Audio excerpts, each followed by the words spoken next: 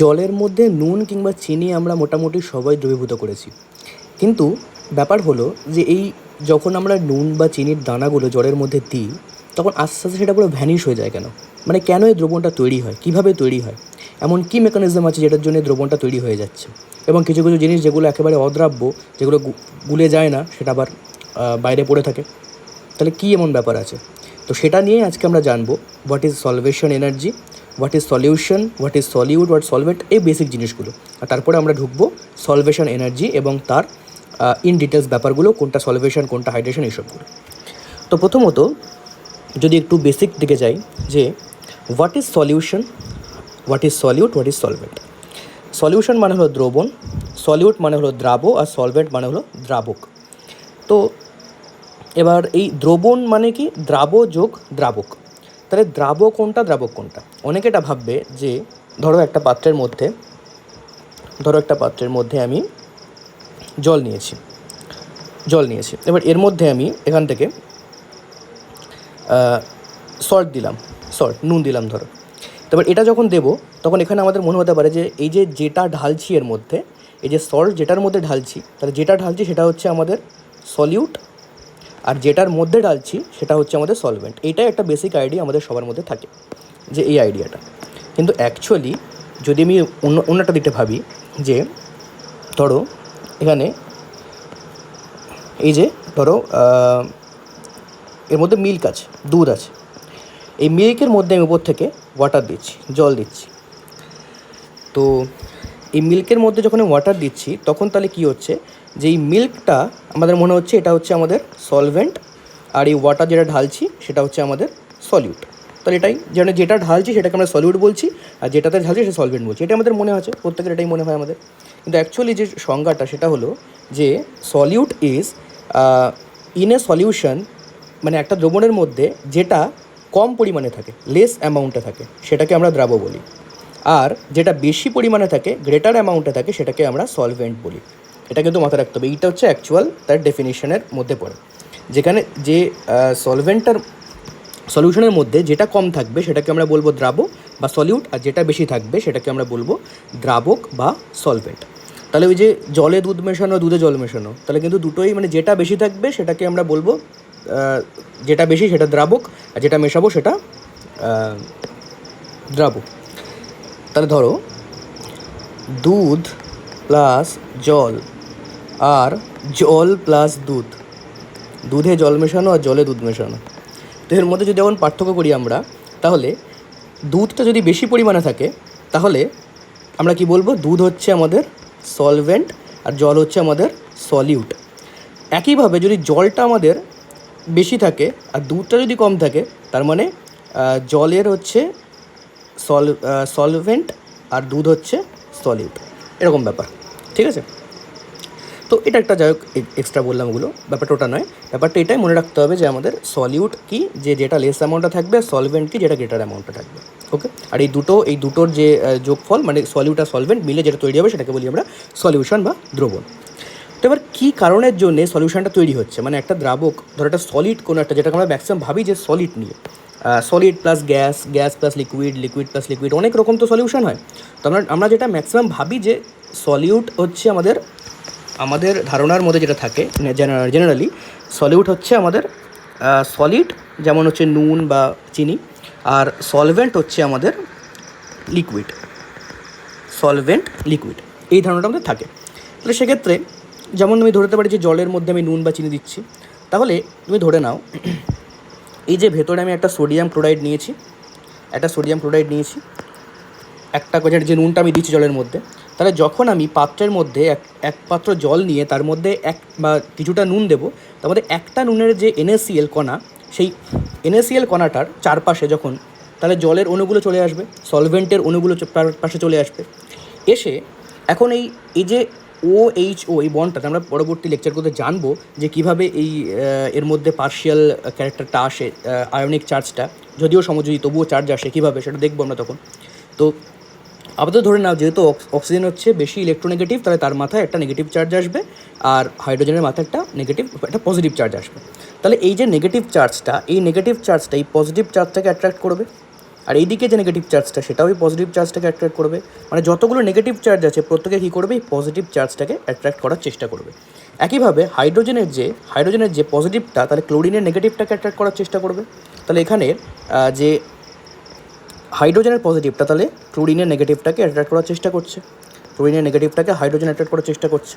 তাহলে এইভাবে এই যে একটা বিপরীতমুখী টান, এই যে হাইড্রোজেনের এই যে অক্সিজেনটা, মানে জলের যে অক্সিজেনটা, সে কাকে অ্যাট্রাক্ট করছে, সে করছে Na+কে।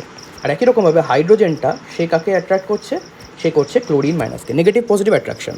তো এই যে অ্যাট্রাকশনের জন্যে সোডিয়াম আর ক্লোরিন, যেটা আমি আগেরগুলোতে বলেছিলাম আয়নিক বন্ধনে, যে সোডিয়াম আর ক্লোরাইড তারা পরস্পরের মধ্যে যে একটা স্ট্রং একটা ইলেকট্রোস্ট্যাটিক ফোর্স অফ অ্যাট্রাকশন দিয়ে যুক্ত হয়ে আছে।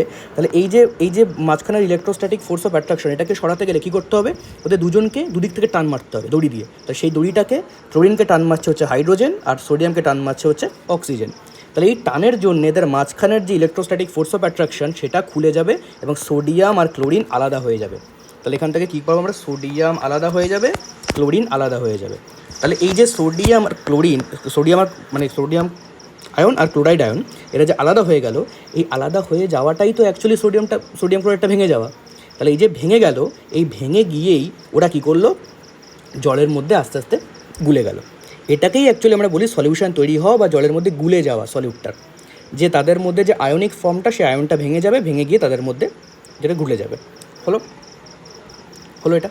এবার যদি আমি এটা বলি, তোমরা অনেক জায়গায় টার্মটা পাবে যে সলভেশন এনার্জি আর হাইড্রেশন এনার্জি। এবার সলভেশন এনার্জি আর হাইড্রেশন এনার্জি কি এক? হ্যাঁ, মোটামুটি এক। এবার সলভেশন এনার্জি হলো একটা বড় টার্ম, একটা বড় টার্মের মধ্যে একটা ছোট্ট টার্ম হলো হচ্ছে হাইড্রেশন এনার্জি। মানে সলভেন্ট অনেক রকম হতে পারে, প্রচুর সলভেন্ট হতে পারে, এনি সলভেন্ট। তাহলে প্রত্যেকটা সলভেন্ট যারা এই দ্রবণের মধ্যে অংশগ্রহণ করছে, তারা যে এনার্জিটা দেখবে, সেই এনার্জিটাকে আমরা বলবো সলভেশন এনার্জি। তাহলে সলভেশন এনার্জি কোনটা হলো, যে এই যে সোডিয়াম আর এই যে ক্লোরিন, এটাকে এই যে ভেঙে দিল, এখান থেকে ভেঙে বের করলো। তাহলে এই যে এনার্জিটা, যারা এর মধ্যে যে এনার্জিতে এরা যুক্ত ছিল, সেই যে এনার্জিটা রিলিজ করলো, সেই এনার্জিটাকে আমরা বলি সলভেশন এনার্জি। তাহলে মানে এই যে সোডিয়াম আর ক্লোরিন, এরা মাঝখানে যে ইলেকট্রোস্ট্যাটিক ফোর্স অফ অ্যাট্রাকশন দিয়ে যে শক্তি দিয়ে এর মধ্যে যুক্ত ছিল, সেই শক্তিটা, যেটা এনার্জিটা, ওটা যখন রিলিজ করবে, এই রিলিজ করা এনার্জিটাকে আমরা বলবো হচ্ছে সলভেশন এনার্জি, ডেল্টা এইচ সলভেশন এনার্জি। ঠিক আছে? তাহলে এই যে সলভেশন এনার্জি, তাহলে কোনটা বলছি, যে কোনো সলভেন্টের জন্য, যেমন অ্যামোনিয়া হতে পারে, ওয়াটার হতে পারে, যে কোনো সলভেন্টের জন্য কী করবো, সেটা আমাদের সলভেশন এনার্জি হবে। কিন্তু সলভেন্টটা যদি ওয়াটার হয়, তাহলে মেনলি ওয়াটার, সেই ওয়াটারের জন্য সেটাকে আমরা বলি হাইড্রেশন এনার্জি। হাইড্রো মানে ওয়াটার, তাহলে হাইড্রেশন এনার্জি। আর সলভেশন মানে হচ্ছে যে কোনো সলভেন্টের জন্য। তাহলে অ্যামোনিয়া যদি থাকে, তাহলে অ্যামোনিয়া লোন পেয়ার দিয়ে সে সোডিয়ামকে এরকমভাবে অ্যাট্রাক্ট করবে। তাহলে এই হচ্ছে ব্যাপার। তাহলে এখান থেকে এটা হতে পারে হচ্ছে যে কোনো একটা সলভেন্টের জন্য, তাহলে অ্যামোনিয়ার জন্য এটা সলভেশন এনার্জি হবে। কিন্তু ওয়াটারের জন্য আমরা এক্সট্রা নাম দিয়ে দিয়েছি, যেহেতু ওয়াটারটা একটা ইউনিভার্সাল সলভেন্ট আর সবচেয়ে বেশি ইউজ করা হয়, তাহলে সেটাকে ওই জন্য আমরা একটা আলাদা নাম দিয়ে দিয়েছি, যে হাইড্রেশন এনার্জি। ওকে, তাহলে আমি এটা কি বলতে পারি, যে তার মানে যে কোনো হাইড্রেশন এনার্জি কী, তাহলে সলভেশন এনার্জির একটা পার্ট। তাহলে আমি বলতে পারি কি, every hydration is solvation, but every solvation is not hydration. মানে হাইড্রেশন তো সলভেশনের একটা পার্ট, মানে অনেক সলভেন্ট হতে পারে, তার মধ্যে ওয়াটার একটা সলভেন্ট।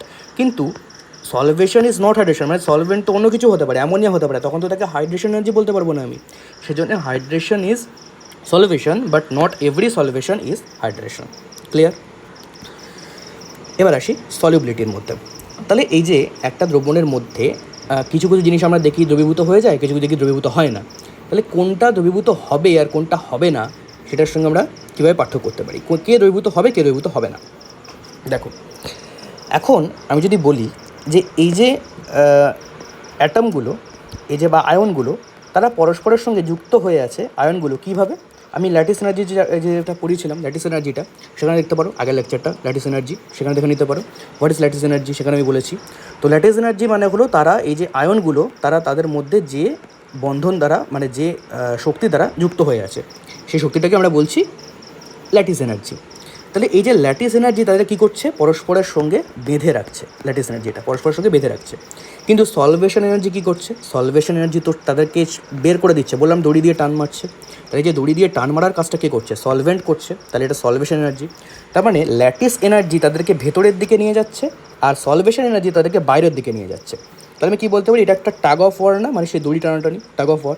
মানে ল্যাটিস এনার্জি তাদেরকে ভেতরের দিকে নিয়ে যাচ্ছে, জোটবদ্ধ হতে সাহায্য করছে, আর সলভেশন এনার্জি তাদেরকে বের করে দিতে, মানে তাদেরকে বন্ধুত্বটা ভাঙতে সাহায্য করছে। তাহলে এখন কে জিতবে, যার ভ্যালু বেশি হবে সে জিতবে। যদি সলভেশন এনার্জির ভ্যালু বেশি হয় ল্যাটিস এনার্জি থেকে, তাহলে কী হবে, এখানে এরা মানে দ্রবীভূত হয়ে যাবে। এরকম এই যে ল্যাটিস এনার্জি কী করছে, একসঙ্গে বেঁধে রাখছে, তাহলে এটা কী করছে, এদের মধ্যে বেঁধে রাখছে। আর সলভেশন এনার্জি কী করছে, সলভেশন এনার্জি তাদেরকে বাইরে বের করে দিচ্ছে। তাহলে এখন যদি ল্যাটিস এনার্জির ভ্যালু সলভেশন এনার্জি থেকে বেশি হয়, ল্যাটিস এনার্জির ভ্যালু সলভেশন এনার্জি থেকে বেশি হয়, তার মানে ল্যাটিস এনার্জি মানে তারা পরস্পরের সঙ্গে যুক্ত হয়ে আছে, বেশি যুক্ত হয়ে আছে। তাহলে বেশি যুক্ত হয়ে থাকা এটাকে তারা বেশি প্রমোট করবে, তার মানে তারা সহজে ছাড়াছাড়ি হবে না, সহজে দ্রবণের মধ্যে দ্রবীভূত হবে না। তার মানে কি, এটা ইনসলিউবল হবে বা লেস সলিউবল হবে। তাহলে এর মধ্যে এক্সাম্পল হচ্ছে AgCl, সিলভার ক্লোরাইড। তার যে ল্যাটিস এনার্জি সেটা হাইড্রেশন এনার্জি থেকে বেশি হয়, সেই জন্য সেটা পুয়ারলি সলিউবল ইন ওয়াটার হয়।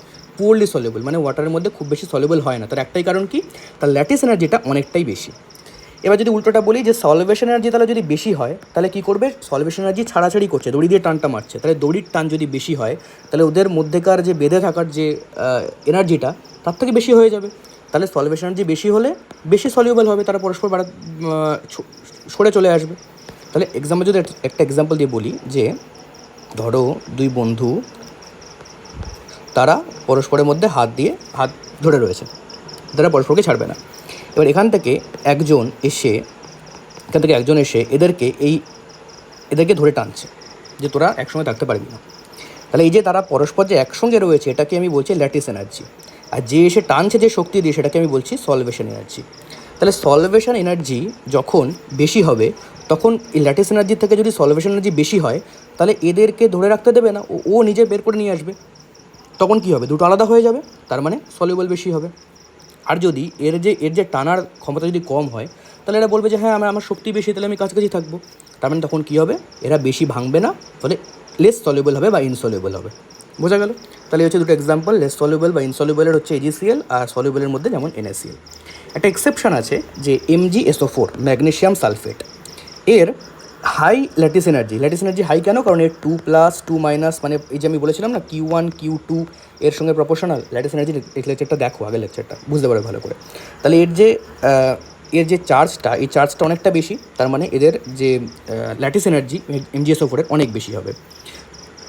কিন্তু এরা হাইড্রেশন এনার্জি যতই বেশি হোক না কেন, এর ল্যাটিস এনার্জি বেশি বলে কিন্তু এর ল্যাটিস এনার্জি বেশি, বাট হাইড্রেশন এনার্জিও অনেক বেশি, সেই জন্যে ও ওয়াটারের মধ্যে সলিউবল হবে।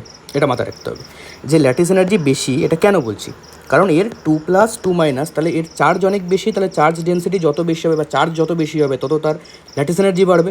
তার ল্যাটিস এনার্জি যত বাড়বে, তার মানে কি, ওর ইনসলিউবল হওয়ার কথা ছিল, কিন্তু ওর হাইড্রেশন এনার্জিও অনেক বেশি। ফলে এই যে সলভেশন, মানে যে ওকে টানার চেষ্টা করবে, ও বলছে আমার অনেক শক্তি আছে, আমি নিজেকে বেঁধে রাখতে পারবো দুজনকে, কিন্তু সলভেশন এনার্জি বলছে না আমার শক্তি বেশি, তাহলে ও ওখান থেকে বের করে নেবে। তাহলে বের করে নিলে কী হবে, তাহলে সলিউবল ইন ওয়াটার হয়ে যাবে। তাহলে হচ্ছে ব্যাপার। তাহলে সলভেশন এনার্জি ব্যাপারটা হচ্ছে অ্যাকচুয়ালি এই সলভেশন, মানে এই যে সলিউডগুলো যখন ভেতরে থাকবে, তখন যে সলভেন্টটা তাকে বের করে নিয়ে আসবে, সেটাই তার জন্যে যে এনার্জিটা রিলিজ করবে সেটাকেই বলছি সলভেশন এনার্জি। আর সলভেশনের কী বললাম, দুটো হতে পারে, সলভেশন এনার্জি, হাইড্রেশন এনার্জি। মানে সলভেশনেরই একটা সলভেন্ট যদি ওয়াটার হয়ে যায়, তাহলে হাইড্রেশন এনার্জি।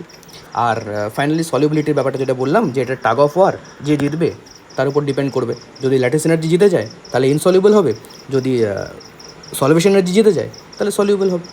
ল্যাটিস এনার্জি জিতলে ইনসলিউবল হবে, সলভেশন এনার্জি জিতলে সলিউবল হবে। তো এই হচ্ছে ব্যাপার। তো এটাতে এইটুকুই আছে, এর বেশি খুব একটা কিছু নেই। বাকি এর পরের লেকচার আমি দেখব। Thank you.